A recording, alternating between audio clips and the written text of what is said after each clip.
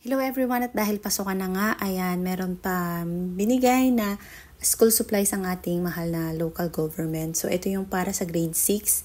Meron syempreng bag at saka may mga nakalagay na intermediate pads, and then may 8 pieces na notebooks, and then may crayons din.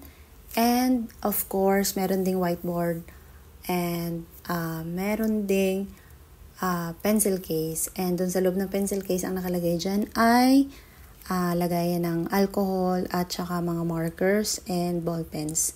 So, ayan. And syempre, tingnan natin naman ang isa pang bag. So, meron tayong grade 2 bag dito. Tingnan natin kung pareho lang ang nakalagay. So, ayan. Salamat muli po sa local government sa inyong suporta sa mga magulang. So, malaking tipid po ito sa amin. Ayan, meron din po ditong kasama na tumbler. And syempre, same lang din sa unang bag. Meron ding pencil case at mga crayons ang laman dyan. Mga lapis naman for the grade 2 at saka lagay ng alcohol. And meron ding modeling clay. So, meron ding papel for grade 2 and mga notebooks na 5 pieces. So, ayan. And meron din dyang whiteboard. So, natanggal ko na lang yata.